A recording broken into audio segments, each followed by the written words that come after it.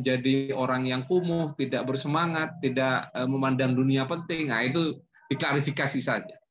Diklarifikasi saja. Tapi bahwa Anda adalah kelompok kritis itu harus dipertahankan, salah satunya dengan belajar ngaji politik seperti malam hari ini.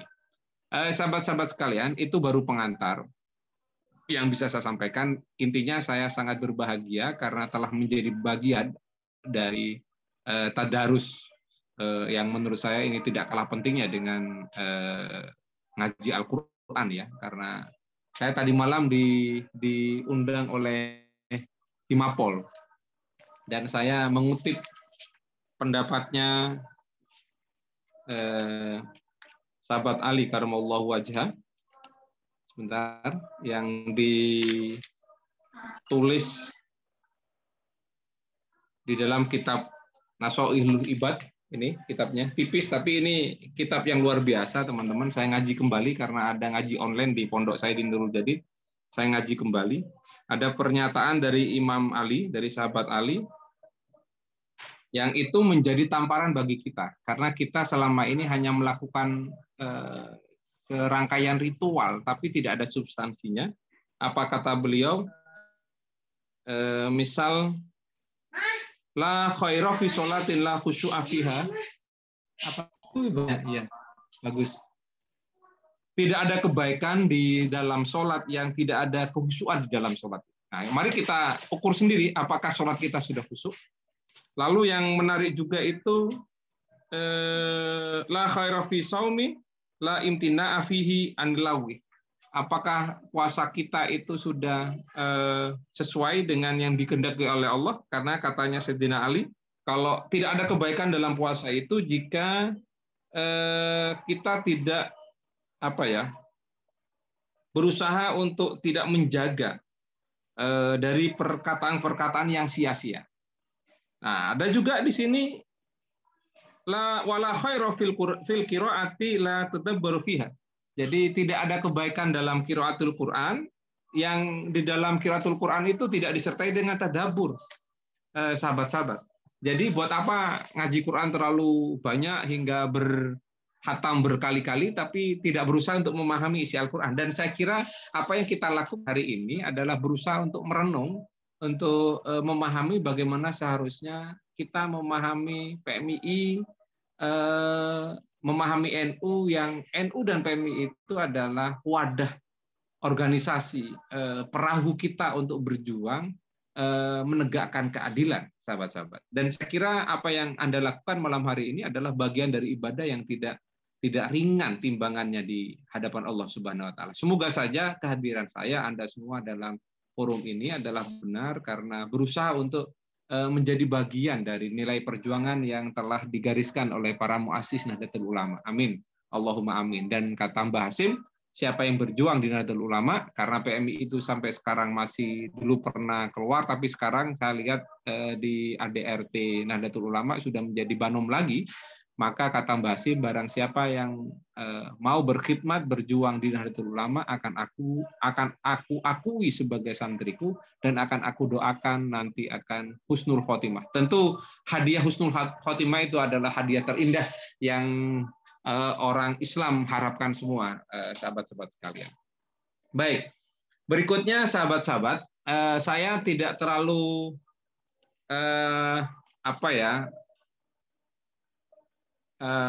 menguasai tema yang Anda tawarkan kepada saya. Ini kan tema yang tidak sederhana.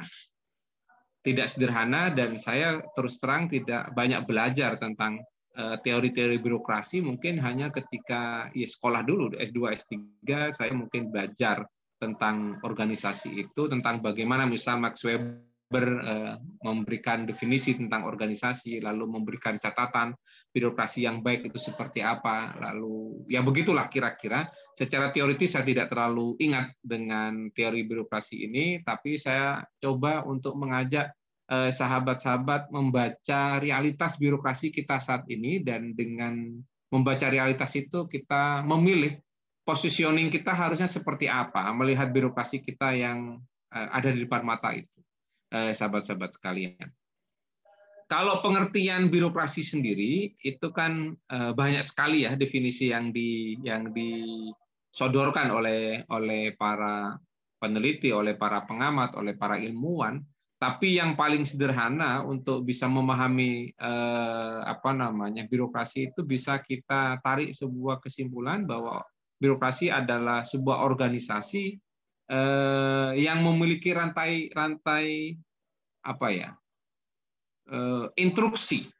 Ada rantai instruksi dengan bentuk organisasinya kayak piramida di Mesir itu, sahabat-sahabat. Kenapa harus berbentuk piramida? Karena memang dalam birokrasi itu kelompok elitnya memang harus lebih sedikit dan kelompok yang berada di bawah itu harus lebih banyak. Jadi yang memerintah itu tidak banyak, tapi yang diperintah harus banyak. Ini bukan seperti di organisasi PMI ya. Kalau di PMI kan tidak begitu. Yang memerintah, yang jadi pengurus itu sedikit, tapi yang memerintah banyak. Kader-kader itu kan memerintah semua. Cak, minta begini, minta begini. Kan ada diperintah sebenarnya itu. Ya, tapi bagi senior yang cerdas itu biasanya milih-milih. Dia akan tunduk pada perintah yang mana. Biasanya yang cantik itu biasanya dituruti lah perintahnya begitu. Tapi kalau yang tidak terlalu cantik biasanya diserahkan kepada senior yang lain. Yaitu hati-hati ya, yang cewek-cewek ini. Di mana-mana ya senior PMI itu selalu bahaya begitu. Memang mereka buaya semua itu.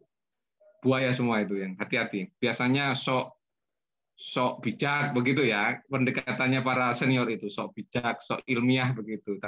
Tapi ujung-ujungnya ya nembak kader itu biasa itu. Saya tidak bisa melakukan itu karena nggak laku di kampus. Akhirnya saya cari kader di UNESA.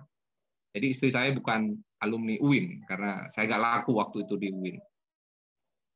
Akhirnya harus saya cari keluar kampus. Tapi yang ini satu angkatan ya? Satu angkatan atau beda angkatan? Ini dari angkatan 18, 19 sama 20, Pak. Oh, begitu ya. Okay. Ya, berarti ada jenjang senioritas dan junioritas. Thank you. Ini biasanya yang senior sudah wibawa begitu kan di depan kader-kadernya begitu, Cak, Mas begitu kan? Ya biasalah. Biasanya tebar pesona setelah itu senior-senior. Hati-hati yang junior, hati-hati. Tebar pesonanya senior-senior itu. Betul, Pak, itu, Pak. Baik. Saya lanjutkan sahabat-sahabat. Kalau umpamanya ukuran birokrasi yang ideal versi Weber misalnya ya, yang saya ingat itu ada beberapa indikator birokrasi yang sehat kata Weber itu. Misalnya bahwa ada rule yang jelas tentang sistematika kerja birokrasi. Biasanya ketat kerjanya, ketat. Makanya orang-orang yang menjadi birokrat itu rapat saja mereka itu pilihan katanya sama. Saya kebetulan hidup di desa di Bondowoso, lalu punya jabatan agak banyak di Bondowoso itu karena kebetulan periode kemarin 2 periode Bupati Bondowoso itu mantan ketua cabang PMI Jombang, lalu ketua IKPMI Jawa Timur saat ini, Mas Amin itu. Mas Amin itu senior saya di Nurul Jadi di Pondok, juga senior saya di PMI.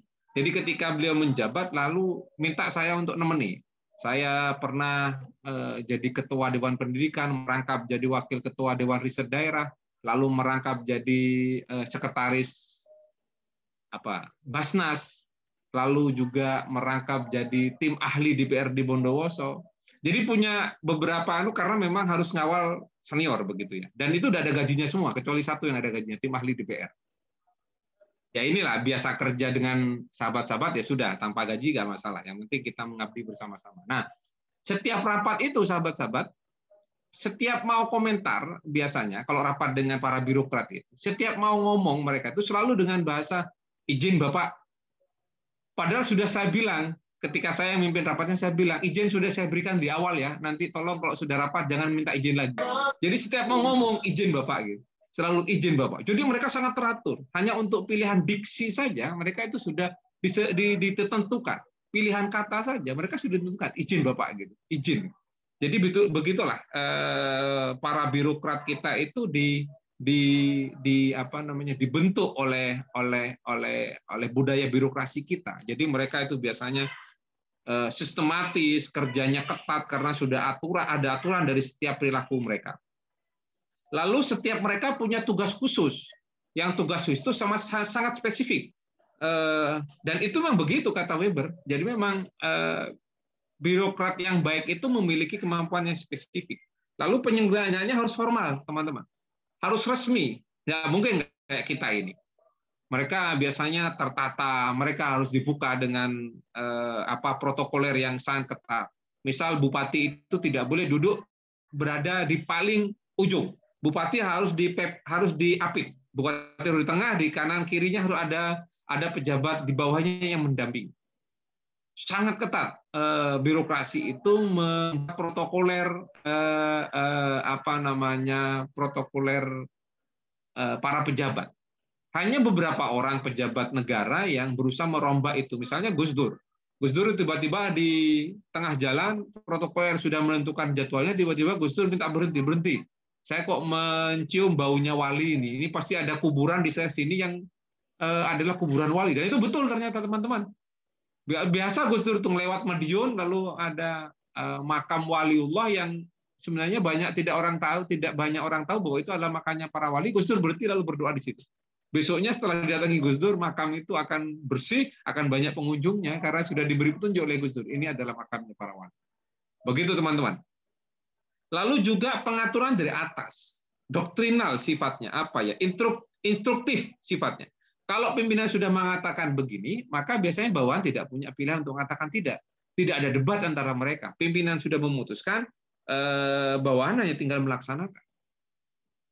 Begitu saja. Karena apa? Karena memang sifatnya seperti tadi itu, instruktif. Tersentralisasi. Kebijakan di pusat itu tidak bisa ditawar hingga di bawah. Semua harus mengikuti itu. Apalagi berdasarkan etika kepatuhan. Makanya di para birokrat itu meskipun kepala dinas, misalnya di sebuah dinas pendidikan Jawa Timur misalnya, meskipun kepala dinasnya itu orang baru yang pangkatnya pun sebenarnya tidak terlalu tinggi, tapi sudah menjadi kepala dinas, maka kalaupun ada pegawai yang sudah lebih lama jadi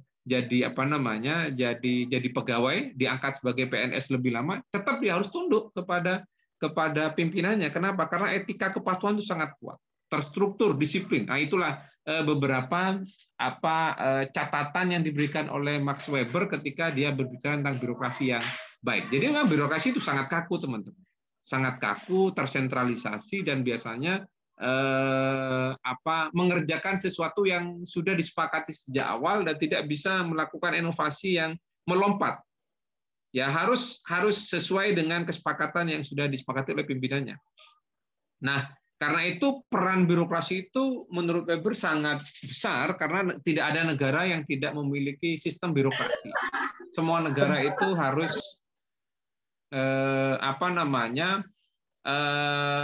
memiliki peran birokrasi. Apa saja perannya? Banyak. Ada pelayanan publik. Sampai sekarang saya kemarin dari Lumajang, sahabat-sahabat, diskusi dengan Mas Torik, Bupati Lumajang, karena itu juga alumni Fakultas Adab, juga dulu sahabat saya di PMII di Sunan Ampel.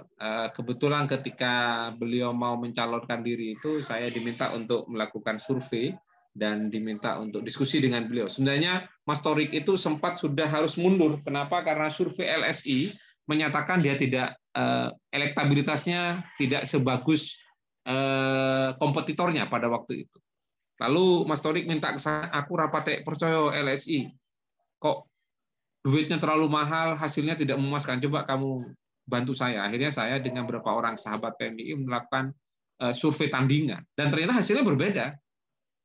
Sampai saya masih ingat pada waktu itu oleh Pak Halim Iskandar, Ketua DPW PKB, yang sekarang menjadi Menteri Desa ya. Saya dipanggil, dikonfrontir dengan LSI pada waktu itu. Jadi hasil LSI itu ditunjukkan, hasil yang saya dengan teman-teman, dengan sahabat-sahabat itu tunjukkan, lalu kita berdebat. Dan saya masih yakin pada waktu itu Mas Torik pasti menang. Dan ternyata survei saya bisa lebih baik daripada hasil yang LSI, dan terbukti. Mas Torik akhirnya terpilih sebagai Bupati Lumajang. Dan beberapa waktu yang lalu saya diskusi panjang dengan Mas Torik itu tentang bagaimana mengelola birokrasi yang baik itu. Kenapa, sahabat-sahabat? Karena biasanya birokrat itu menguasai medan pekerjaan di tingkat struktur itu lebih menguasai dibandingkan bupati.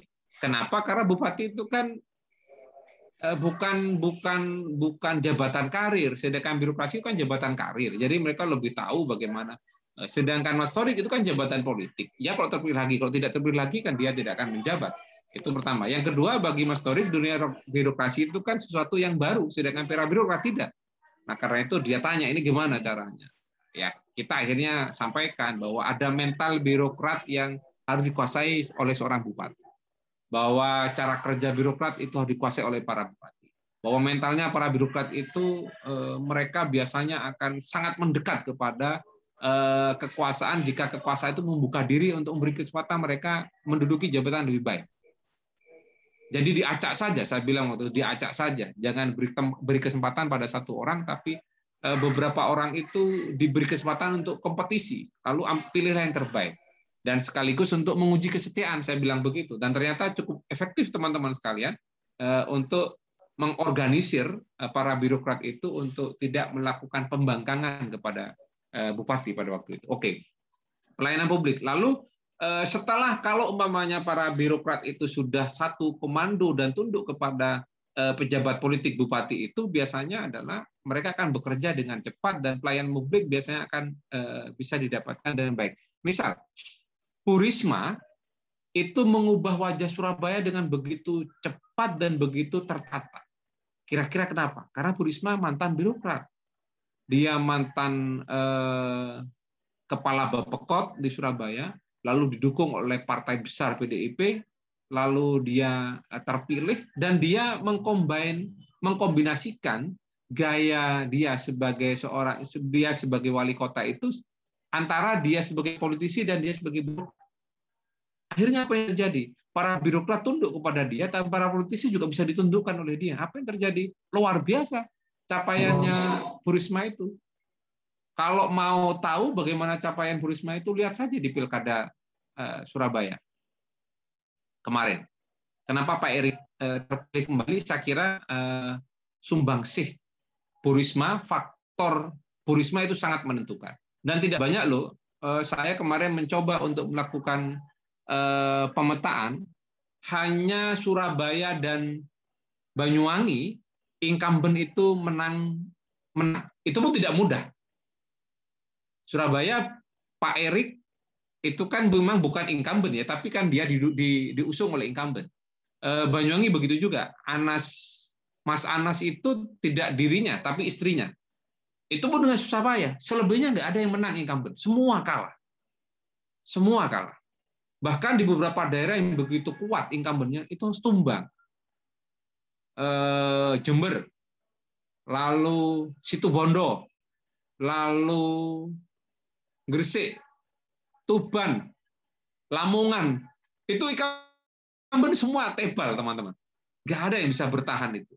Ya, itu ada banyak analisis ya, kenapa incumbent itu kalah. Pasti saya masih punya keyakinan ada pengaruh, ada efek dari pandemi. Bahwa di masa pandemi orang itu sudah lelah dengan berbagai pembatasan sosial, lalu mereka menginginkan ada perubahan. Nah, semangat perubahan itu didorong oleh kondisi psikologi masa pandemi, maka luar biasa itu.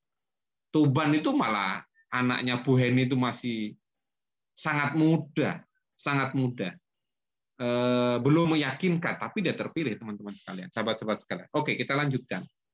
Pelayanan publik, regulasinya, karena Pemkab, Pemkot, Pemprov itu kan bersama DPRD masing-masing kan selalu memproduksi regulasi yang kita kenal dengan namanya Perda. Sebagus apa, seefektif apa Perda itu dilaksanakan oleh birokrasi itu menjadi salah satu ukuran peran birokrasi itu berjalan dengan baik atau tidak. Yang berikutnya proteksi. Proteksi adalah menjadi salah satu peran birokrasi dalam sebuah negara. Dan yang terakhir mungkin adalah peran distribusi. Karena peran distribusi itu juga menjadi salah satu faktor bagaimana efektivitas birokrasi berjalan dengan baik. Oke, itu pengantarnya sahabat-sahabat sekalian. Nah, Sekarang kita lebih berusaha untuk membaca realitas birokrasi di Indonesia. Ya. Saya tidak mau jauh ke Orde Lama, tapi saya akan bercerita tentang Orde Baru, di mana ketika Orde Baru berkuasa saya menjadi mahasiswa dan saya tahu persis bagaimana melawan Orde Baru karena kita nutut menjadi aktivis 98. Sahabat-sahabat sekalian, kalau di FISIP itu ya hanya Pak Habib ya yang merasakan pentungan polisi, tentara itu. Kalau dulu sahabat-sahabat bisa diklarifikasi nanti ke dosen-dosen yang seangkatan dengan Bolillah misalnya. Buleli, diajar Buleli. Diajar ya. Buleli itu meskipun perempuan itu biasa loncat pagar dulu. Karena seangkatan dengan saya Buleli.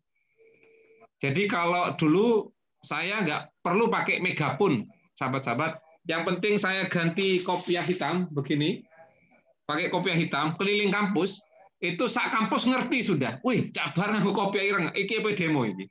Kalau saya pakai kopiah hitam, lalu Mas Torik yang jadi bupati itu pakai belangkon, itu sudah pada tahu. Ini mau demo ini pasti. Zaman segitu belum banyak mahasiswa yang berani demo, sahabat-sahabat, karena sangat represif Orde Baru waktu itu. Saya masih ingat ini nostalgia ya. Sekaligus saya ingin mengatakan bahwa apa yang akan Anda lakukan di masa sekarang itu harus ada satu titik komitmen bahwa Anda adalah agen perubahan di negeri ini. Saya mau cerita apa yang saya alami pada waktu itu, sahabat-sahabat sekalian. Dikejar-kejar polisi biasa. Tempat rapat aksi yang paling aman di mana kira-kira? Masjid Polda. Setelah Jumatan, kita tidur-tiduran di depan Masjid Polda itu, yang kita diskusikan kita besok demo di mana. Karena kalau di kampus, itu gampang sekali kita bisa diciduk. Menwa tidak seperti sekarang. Menwa dulu itu mata-matanya Orde Baru, sahabat-sahabat. Menwa dulu seperti itu. Jadi kita sangat berhati-hati. Selain di Masjid Polda di mana kira-kira tempat yang cukup tenang untuk kita diskusi. Mohon maaf, di Doli. Doli yang ditutup oleh Bu Risma sekarang. Jadi kita pesan satu wisma, ya tidak ngapa-ngapain, ya penghuninya kita suruh tunggu di luar, lalu kita diskusikan pada waktu itu. Banyak sekali cerita yang harus kita alami pada waktu. Misal, kita bobol telepon koin itu bisa kita bobol. Awalnya itu karena dulu kalau telepon teman-teman pakai kartu, ada kartu telepon dulu itu. Ada box telepon lalu kita masukkan kartu kayak ATM begitu. Nanti pulsa berapa hilang itu nanti akan bolong. Kartu itu nggak bisa dipakai lagi setelah itu. Itu oleh teman-teman ITS itu dibobol. Jadi kartu yang sudah bolong itu bisa diperbaiki lagi. Jadi kita nggak perlu beli pulsa lagi. Kartu itu terus. Lama-kelamaan itu terbaca, ketahuan bahwa para aktivis kan nggak ada handphone dulu. Kita memanfaatkan kartu begitu. Setelah itu terbaca teman-teman nggak bisa sudah pakai itu. Akhirnya apa yang kita lakukan? Nyolong teleponnya Pak Dekan. Paling banyak sering dicolong tuh teleponnya Fakultas Syariah. Kenapa? Waktu itu tidak ada fakultas yang punya gedung setinggi syariah pada waktu itu. Nah, kabel teleponnya itu kan lewat atas, lewat lantai 2. Di lantai 2 itu kita colong teleponnya Pak Dekan waktu itu untuk melakukan koordinasi demonstrasi. Ini jangan ditiru ya, jangan ditiruin. Ini saya hanya cerita bagaimana dulu kita melakukan apa saja untuk melakukan konsolidasi demokrasi di tingkatan mahasiswa. Untuk urusan telepon saja itu sangat banyak cerita. Setelah Pak Dekan tahu membengkak saya masih ingat almarhum Pak Kuslan itu kita dipanggil, kebetulan saya waktu itu ketua Dema ya kalau sekarang ya. Dema ya. Saya dipanggil, lalu beliau dengar dari penjaga malam, katanya Mas Bahar. Ya akhirnya saya iyakan, iya Bapak itu kami lakukan untuk ini. Malah didukung oleh beliau, oleh almarhum. Nggak apa-apa, untuk itu silakan begitu, silakan gitu oleh Pak Dekan. Sudah setelah itu ada anak ITN Malang. Anak ITN Malang itu justru bobol dulu ada kartu telepon koin teman-teman. Itu kabel belakangnya itu diputus, disambung lagi, tapi ada berapa kode yang dimasukkan telepon itu. Itu tinggal mutus, Pak sambung lagi itu langsung bisa nelpon ke Mesir, kemana saja ke teman-teman waktu itu, karena saya punya teman kuliah di Mesir, ya biasa kita telepon-teleponan. Kata teman-teman, ya ini cara kita melawan kecongkakan negara pada waktu itu, sahabat-sahabat sekalian. Sampai akhirnya konsolidasi demokrasi, dan kalau Anda ingin klarifikasi pernyataan saya, kampus pertama kali berhasil turun ke jalan, itu kampus UIN Surabaya. UNER belum bisa, Ubara, apalagi Ubara banyak polisinya. UNESA itu belum bisa, ITS belum bisa. Padahal kalau demo itu ya mahasiswa UIN sekarang ganteng-ganteng, gagah-gagah, cantik-cantik. Kalau dulu enggak, krempeng-krempeng. Saya dulu itu berapa ya, hanya 60, sekarang 80 berapa berat saya. Kurus-kurus. Jadi ya orang desa lah. Kita kan ya orang desa datang ke Surabaya begitu. Sedangkan kalau anak UNER, anak ITS itu kan memang orang yang dari keluarga berkecukupan, jadi gede-gede begitu. Tapi yang pertama kali berhasil bobol kampus turun ke jalan itu YIN Surabaya, UIN Surabaya. Kebetulan pada waktu itu saya salah satu korlapnya. Saya coba rubah strateginya. Jadi ratusan, bahkan mungkin sudah ribuan ya, mahasiswa yang mendesak untuk turun pasca penembakan di Semanggi itu, saya coba mahasiswi yang di depan, yang putri-putri itu. Sehingga polisinya mau mukul tuh nggak tega mau mukul tuh. Akhirnya jebol itu ke Jalan Ayani, dan kita jalan kaki dari kampus ke mana? Gedung DPRD Jawa Timur apa namanya? Depan Takmir itu apa namanya? Jalan apa ya? Indrapura. Kita jalan kaki ke Indrapura. Dan setelah itu baru UNER, ITS itu jebol juga, teman-teman. Nah, apa yang kita tuntut pada waktu itu salah satunya karena birokrasi itu tidak berjalan normal sebagaimana yang dicita-citakan atau dibuatkan konsep ideal oleh Max Weber tadi. Apa yang terjadi? Birokrasi justru menjadi alat politik Orde Baru. Orde Baru itu kuat karena ada 3 penopang kuat. Yang satu, mereka punya Golkar. Golkar bukan partai politik dulu, meskipun fungsinya sama dengan partai politik. Luar biasanya Orde Baru itu ya, dibikin fusi partai, satu namanya Partai Islam, namanya P3, padahal di situ banyak sekali ideologi yang bercampur, ada NU, ada Masyumi nyantur jadi satu, sehingga P3 itu tidak pernah damai. PDI begitu juga, banyak sekali ideologi yang digabung di situ. Lalu pemerintah Orde Baru membuat satu aliran namanya Golkar, golongan karya, bukan partai politik katanya. Ini tempatnya orang tidak berkonflik, begitu kira-kira. Lalu Golkar menjadi besar karena ditopang oleh 2 saudara kembarnya. Satu namanya ABRI, TNI, yang kedua adalah birokrasi. Birokrasi dulu menjadi kekuatan politik luar biasa. Kalau ada ASN yang tidak ikut Golkar, itu bisa dipecat. Saya kembali ke cerita saya ketika jadi aktivis, teman-teman, sahabat-sahabat. Ketika saya demo ke Jakarta menjelang penembakan Semanggi itu, saya baru semester 4 kira-kira. Saya nyampe di Surabaya di kos, bu kos saya manggil, Mas Bahar, tadi ada telepon dari keluarga Bondowoso, sampean suruh pulang. Akhirnya saya telepon ke keluarga. Ada apa? Almarhum bapak saya masih ada. Dengan bahasa Madura. Ada orang Madura di sini? Ada yang pakai bahasa Madura nggak di sini? Banyak, Pak. Banyak ya. Ada, Pak. Lalu ya, bapak saya bilang begini, Cong, mulai Cong, mulai, entar ke Jakarta demo. Kaget saya, dari mana bapak saya tahu? Gini, translate-nya itu, Le Mulyo, awakmu nang Jakarta demo yo. Begitu, kaget saya. Waduh, saya sudah pamit ke sahabat-sahabat itu. Kayaknya saya ini diberhentikan jadi mahasiswa. Bapak saya tahu kalau saya demo. Akhirnya saya pulang. Betul, sahabat-sahabat. Dari Surabaya ke Bondowoso. Ternyata nyampe di rumah, bapak saya ini memang sudah berdiri di depan pintu begitu, menatap saya yang datang itu. Saya semakin keder sudah. Wah, ini pasti saya diamuk sama bapak. Ternyata enggak. Setelah saya mendekat, saya salaman, bapak saya duduk, bilang duduk gitu. Lalu bapak saya bilang begini, saya dengar kamu demo. Jangankan demo, Cong, kamu mati melawan Golkar, saya ridho. Wah, luar biasa kata saya. Bapak saya bilang gitu, kamu mati melawan Golkar, saya ridho. Lalu bapak cerita, bapakmu ini aktivis NU. Bapak saya itu kebetulan alumni Tebu Ireng ya, khodamnya almarhum Pak Kholik. Pak Kholik itu putranya Mbah Hasim yang tentara, yang badannya besar kata bapak saya. Bapak saya itu aktivis NU, tapi di ASN. Jadi pernah dibuat mainan oleh Orde Baru pada waktu itu. Maka bapak saya merasa saya yang melawan Golkar itu melampiaskan dendamnya. Sampai akhirnya ini sekedar cerita ya teman-teman, sahabat-sahabat. Tapi ini cukup menginspirasi tentunya. Ketika saya dibilang ridho, lalu saya bilang oleh bapak saya, kamu jangan balik ke Surabaya dulu. Kamu mulai besok saya ijazah Hizbus Sakron. Siapa yang pernah diijazah Hizbus Sakron?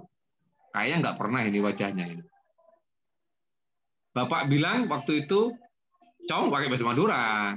Kamu kalau mengamalkan Hizbus Sakron ini, kalau bukan polisi yang sakti, itu tidak akan pernah ada peluru yang tembus ke kulitmu. Wah, anak muda dibegitukan sahabat-sahabat. Tanpa diijazah Hizbus Sakron saya berani ke Jakarta tarung, apalagi diijazah Hizbus Sakron semakin berani saya. Wah, semakin merasa gagah begitu. Saya datang ke Surabaya, saya bilang ke sahabat-sahabat saya nggak jadi berhenti kuliah. Saya mau terus melawan begitu. Sampai akhirnya saya pernah masuk Cipinang dengan namanya Cak Anam, sama-sama aktivis Arisalah. Itu sahabat-sahabat. Kenapa? Karena Orde Baru memang ya luar biasa dalam mempolitisasi birokrasi. Dan akhirnya apa yang terjadi? Ya birokrasi zaman Orde Baru itu menjadi sarangnya KKN.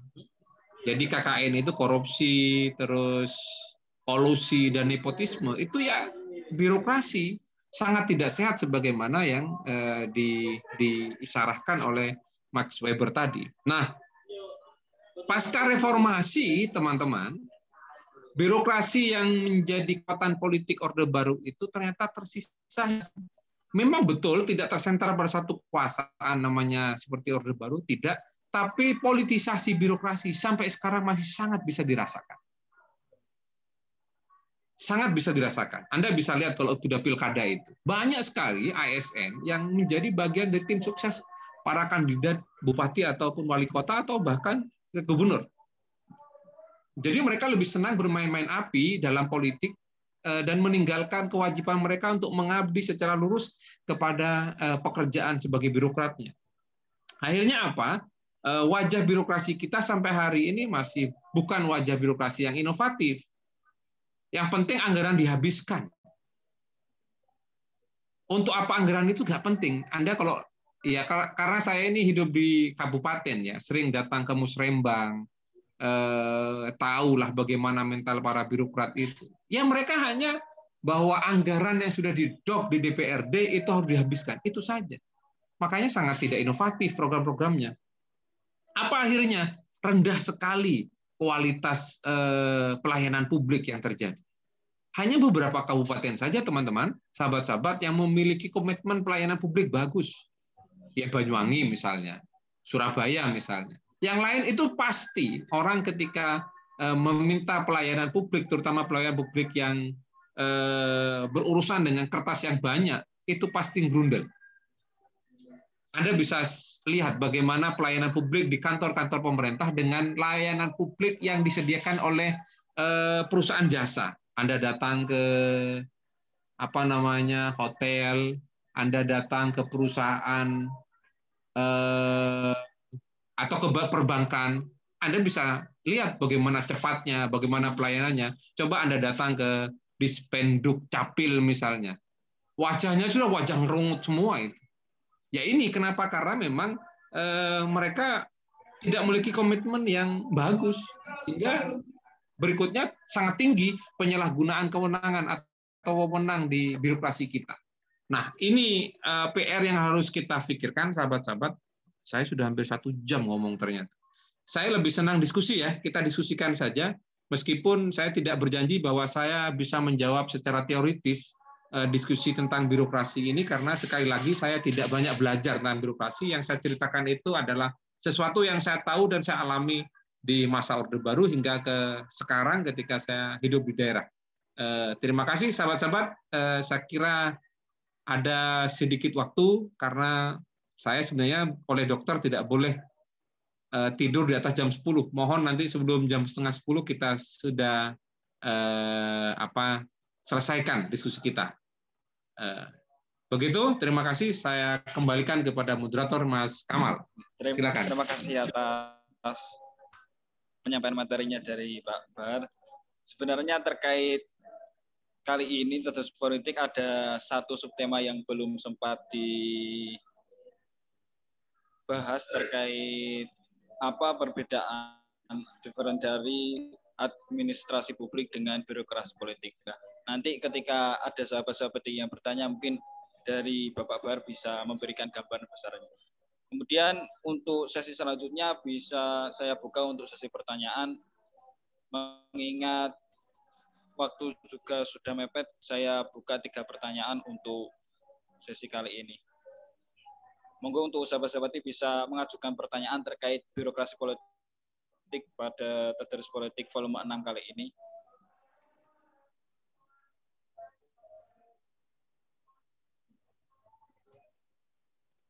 Bisa melalui chat atau langsung melakukan suara.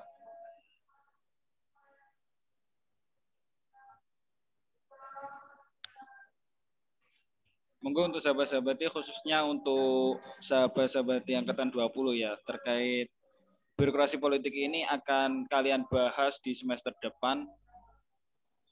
Nah, untuk kali ini bisa dimanfaatkan sebagai stimulus kalian untuk lebih paham sebelum Anda menerima terkait materi birokrasi politik untuk semester depan.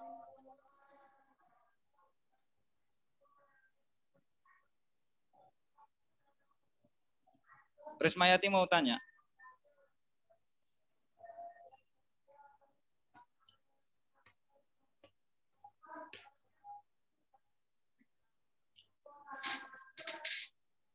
Monggo untuk sahabat-sahabat ini, apa kiranya sudah paham atau gimana ya?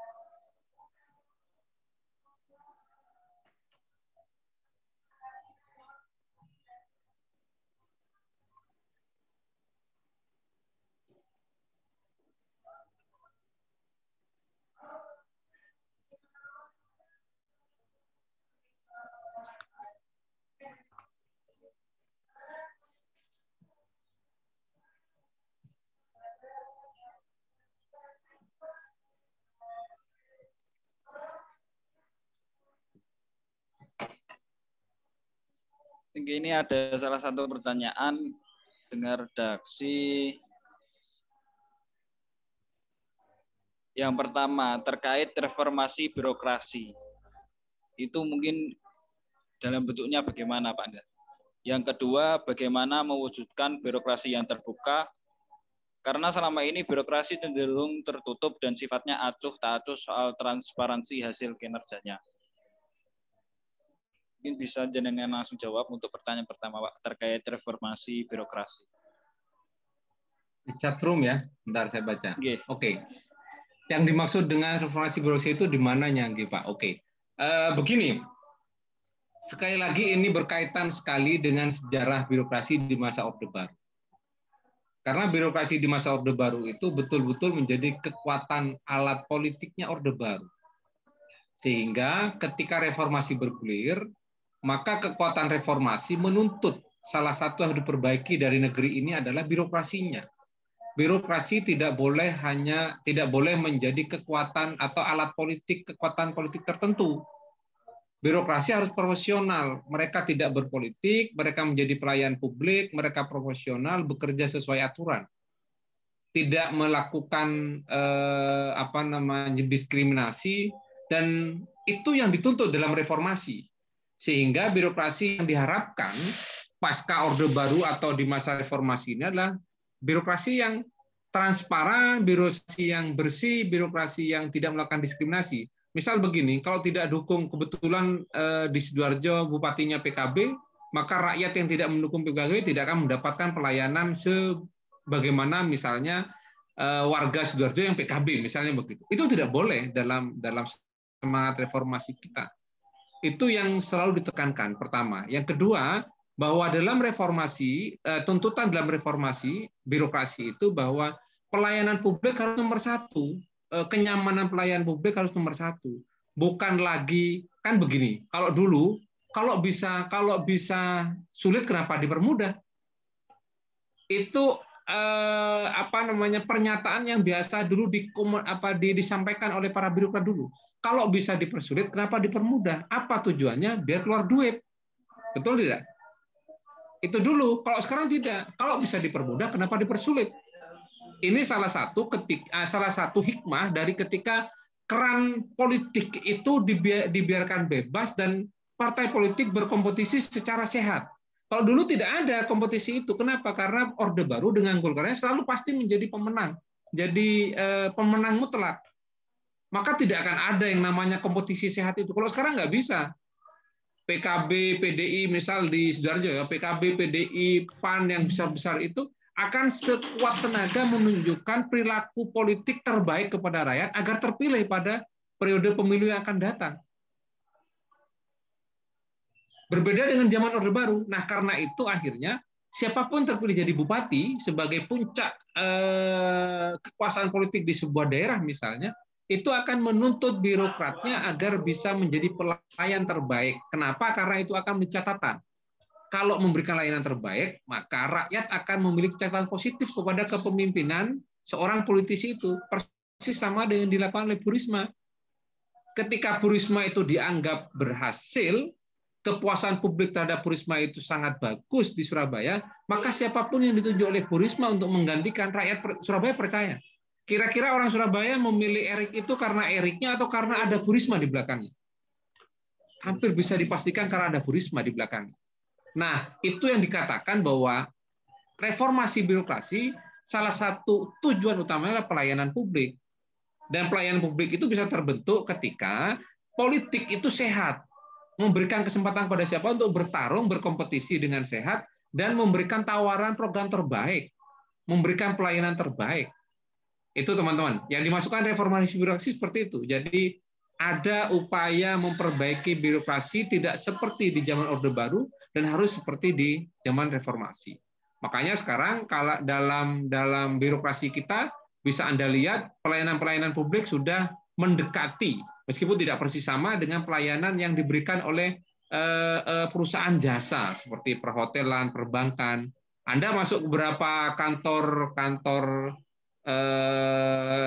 pelayanan publik yang dilakukan oleh pemerintah daerah, itu sudah banyak yang satpamnya sudah ramah, lalu penerima tamunya ramah, lalu ruangannya senyaman di bank, ada tempat yang sudah ada, itu luar biasa. Nah, itu yang namanya reformasi birokrasi.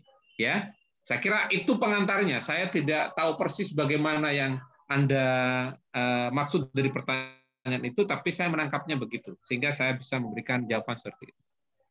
Yang kedua, bagaimana mewujudkan birokrasi yang terbuka, karena selama ini birokrasi cenderung tertutup sifatnya acuh tak acuh soal transparansi hasil kinerjanya. Betul. Makanya sekarang salah satu, sekali lagi, hikmah terbukanya keran politik itu adalah kita, rakyat ini, sebagai penentu sebenarnya ke arah mana politik itu bisa menuntut agar transparansi itu betul-betul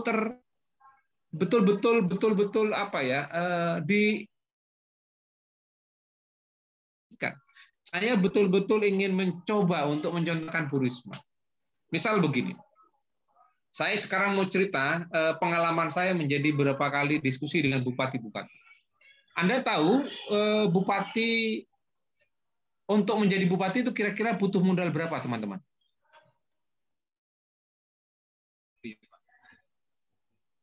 Bondowoso itu kota kecil hanya 5M lah kira-kira. Tapi kalau setelah Surabaya itu bisa puluhan bahkan ratusan miliar modal untuk jadi bupati atau jadi wali kota. Apakah betul itu? Mungkin. Ada talangan dari para pengusaha, ada talangan dari para pemain. Nah, ini nanti ada yang kita kenal dengan plutokrasi itu, ketika politik dikendalikan oleh para pemilik modal misalnya. Nah, lalu para bupati itu yang pinjam duit modal untuk jadi bupati itu, kira-kira gimana cara mengembalikannya? Akhirnya saya contoh saja. Contoh, kabupaten kecil seperti Bondowoso, APBD-nya itu hanya 2 triliun, sahabat-sahabat. Hanya 2 triliun. 1 triliun itu biasanya untuk belanja tetap, belanja pegawai begitu, yang tidak mungkin dimainkan. Ya, bayar pegawai itu kan sudah nggak mungkin diapa-apakan. Berarti tinggal 1 triliun yang bisa buat belanja proyek macam-macam lah. Dan untuk yang dikerjakan jadi program proyek, ya kayak jalan, kayak jembatan atau plengsengan di sungai, pavingisasi, terus aspal macam-macam itu mungkin tinggal 600 miliar, teman-teman. Itu biasanya bupati sudah mendapatkan fee sejak awal. Ada yang 2% saja, sahabat-sahabat. Dari 600 miliar itu berapa ya? 10%-nya dari 600 miliar itu 60 miliar.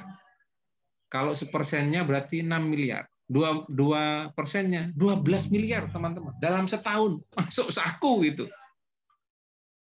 Itu akhirnya bagaimana cara mainnya? Ya proyek itu. Proyek itu akhirnya dipilihkan beberapa kontraktor yang kontraktor itu bisa dikendalikan, dikondisikan. Maka biasanya ada fee di depan.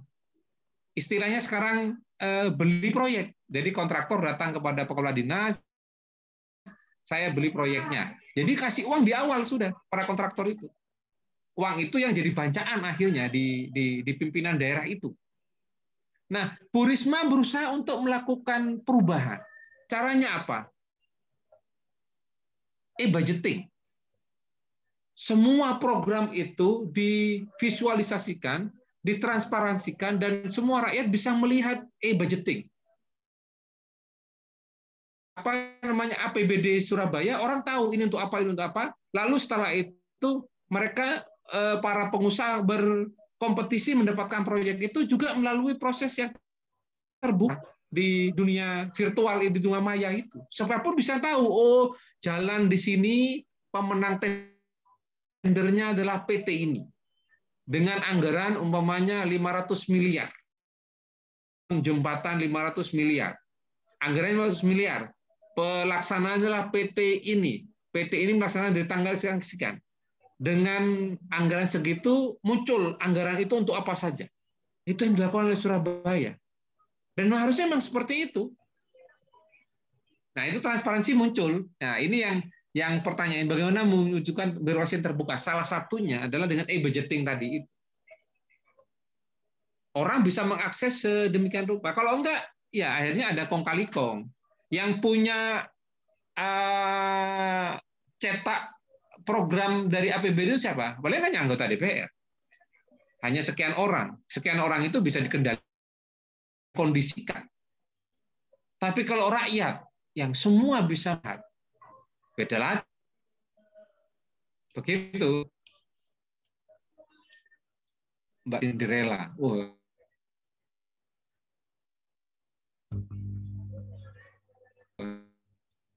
Namanya Cinderella.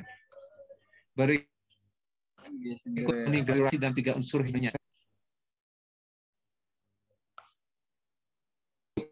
Oke, saya tidak ingat persis birokrasi ya, saya lupa ini. Tapi yang saya ingat bahwa Gramsci ini kan salah satu Marsian ya, Marsian.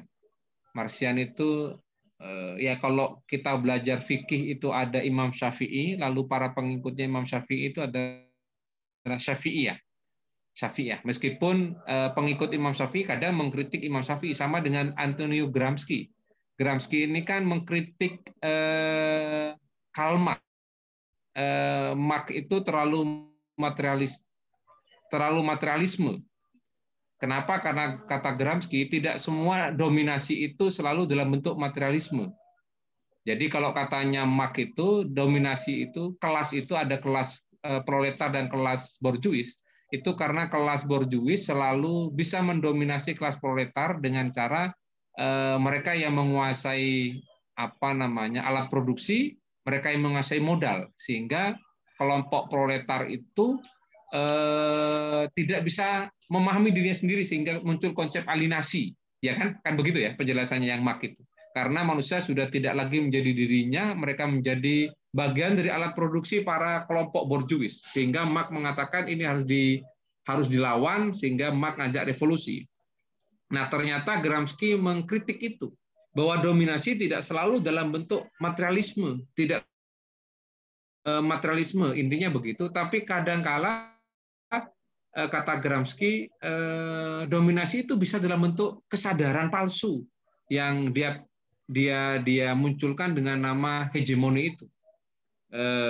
Orang misal ini, karena saya mengalami betul masa itu, misal hegemoni yang dilakukan oleh Orde Baru kepada masyarakat Indonesia itu misalnya di pembeloan sejarah, distorsi sejarah. Orde Baru memproduksi sebuah film namanya Serangan Satu ketika Jogja direbut kembali oleh pejuang. Dalam film itu dijelaskan bahwa Arifin Sinor, penulis skenario film itu, menulis bahwa Serangan 1 Maret dipimpin oleh Letkol Pak Harto jadi presiden, jaya-jayanya. Dan ketika Pak Harto tumbang masa reformasi, lalu muncullah data tandingan, ternyata Serangan 1 Maret tidak dilakukan oleh Letkol Soeharto, tapi langsung dipimpin oleh Sri Sultan Hamengkubuwono IX, ayah dari Sri Sultan Hamengkubuwono X. Ini yang namanya hegemoni. Jadi ada beberapa upaya penyadaran palsu lah kira-kira begitu. Atau begini, kalau Pak Harto itu dulu belum ada televisi yang banyak, teman-teman, hanya televisi, TVRI, televisi, hanya TVRI. SCTV belum ada, TV One belum ada, apalagi TV-TV baru belum ada. Anda bukan nutut itu, saya nutut. Televisi yang ada hanya TVRI. Nah, Pak Harto tuh pintar sekali membuat skenario cerita bahwa Indonesia ini sudah luar biasa. Misal, pada jam 7 malam, jam 19.00, itu ada satu berita namanya Berita Nasional. Berita Nasional itu isinya semua prestasi Indonesia. Misal, Pak Harto meresmikan waduk Nipah di Sampang. Ya prestasi, padahal menyisakan masalah di Nipah itu. Ya kan? Ada kasus pembunuhan, kekerasan kepada warga Nipah pada waktu itu, pemaksaan pemerintah kepada pengadaan waduk Nipah, misalnya begitu teman-teman pada waktu itu. Tapi itu tidak dimuat, tidak disiarkan di 19 itu, semua tentang keindahan Indonesia. Dan pada jam 21 malam itu ada berita lain namanya berita Dunia Dalam Berita. Isinya itu gegernya dunia. Kelaparan di Ethiopia, perang Irak-Iran, Irak mencaplok Kuwait. Semua tentang kacaunya dunia. Konflik Korea Selatan, Korea Utara. Konflik Inggris dengan Irlandia. Itu semua tentang kacaunya dunia. Apa yang ingin diciptakan kesadaran palsu oleh Pak Harto bahwa rakyat Indonesia saja berpikir, wah lebih baik hidup di Indonesia. Beritanya baik-baik. Indonesia ini selalu ada dalam kedamaian. Kalau melihat wajah dunia di dunia dalam berita mengerikan. Nah, ini namanya hegemoni. Nah, kalau tentang hegemoni dalam birokrasi, saya tidak ingat ini. Gimana maksudnya ini ya? Kenapa hegemoni Gramsci mencantumkan birokrasi dalam 3 unsur? Saya tidak ingat ini penjelasan ini. Ada yang ingat, teman-teman? Ini kan diskusi ya. Jadi Anda punya hak juga untuk berkomentar dong. Atau Mas Rahmat yang bisa menjelaskan. Gimana itu? Rahmat Fadli ya. Mungkin untuk Rahmat Fadli bisa memberikan rasionalitas terkait. Ya, Assalamualaikum warahmatullahi wabarakatuh. Waalaikumsalam warahmatullahi wabarakatuh. Terus Pak, ini kan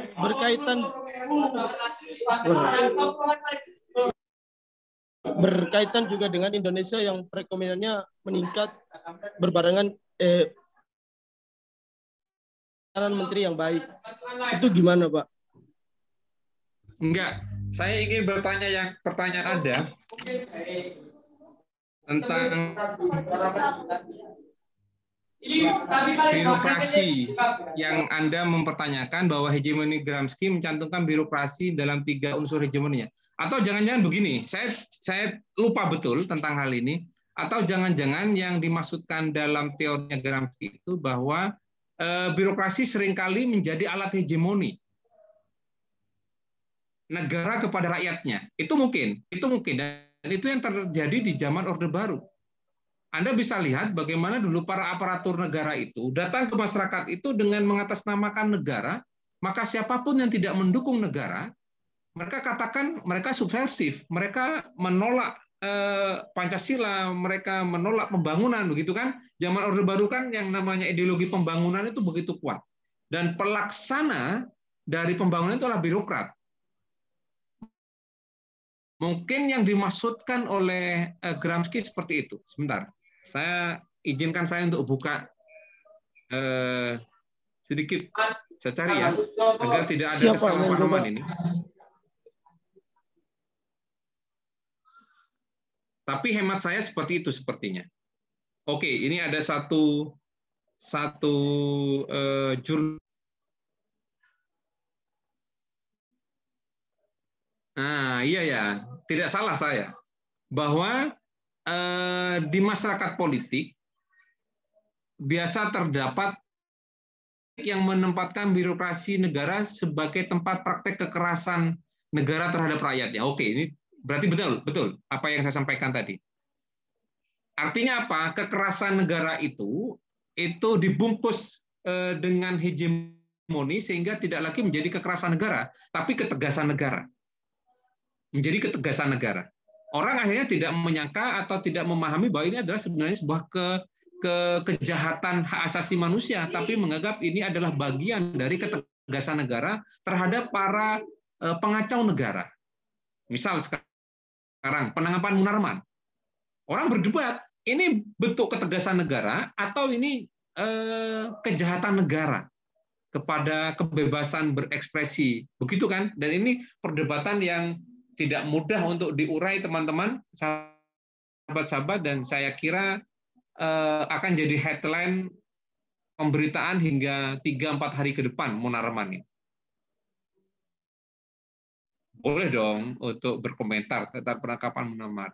Mungkin penjelasan saya seperti itu, Mas Rahmat Fadli, bahwa birokrasi bisa jadi menjadi bagian dari hegemoni negara untuk melakukan kekerasan terhadap rakyatnya. Mungkin begitu. Saya baca di pengertiannya, penjelasannya. Baik. Aku nggak good. Ya wes segar dingin aja. Oh, segar dingin jadi. Gimana itu ada segar dingin itu? Ya mungkin terkait pemaparan dari Bapak Saiful Bahar terkait pertanyaan tadi. Untuk sahabat-sahabat ini apakah masih ada yang ditanyakan atau yang ingin didiskusikan?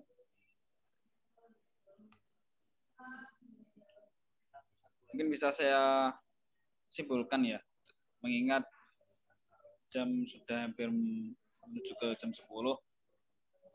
Terkait tadarus politik volume ke-6 kali ini membahas birokrasi politik, ada beberapa hal yang mungkin menjadi pesan dari Bapak Saiful Bahar dan menjadi suatu stimulus untuk kita sebagai insan pergerakan lebih progresif dalam menjalankan pergerakan. Yang pertama terkait pengantar tadi, bahwasanya kita sebagai insan pergerakan seyogyanya menggunakan nilai dasar pergerakan dalam dinamika kehidupan dalam konteks ubudiyah.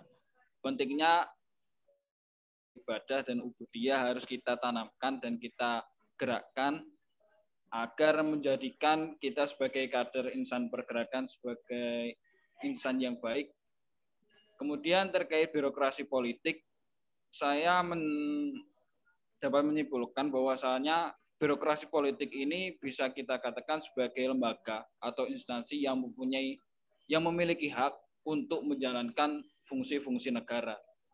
Yang mana menurut Mas Weber ada tipe ideal bagi sebuah birokrasi politik. Yang pertama, mempunyai spesifikasi terkait kemampuan. Yang kedua, yang sifatnya sentralistik dan lebih formal. Mungkin cukup itu yang bisa saya simpulkan.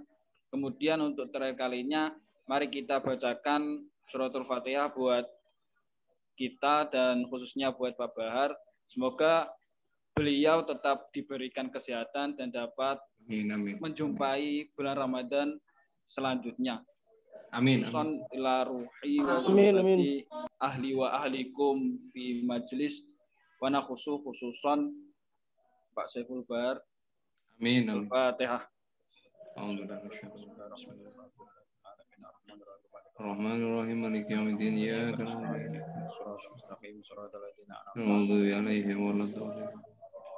Mungkin cukup sekian saya sebagai moderator. Mungkin jika ada salah baik itu sengaja maupun tidak sengaja, saya memohon maaf sebesar-besarnya. Akhiron undur maqala walatandur manqala wallahul muwaffiq ila aqwamit thoriq. Wassalamualaikum warahmatullahi wabarakatuh. Waalaikumsalam warahmatullahi wabarakatuh. Waalaikumsalam. Saya mohon izin ya, sahabat-sahabat ya, mohon izin. Terima kasih Pak Bar. Oke, sami-sami. Terima kasih, Pak. Terima kasih, Pak.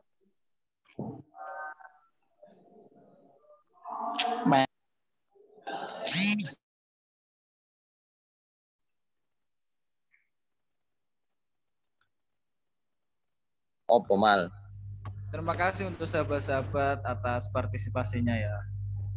Ya. Jangan lupa di sub kopi watatkin mantap.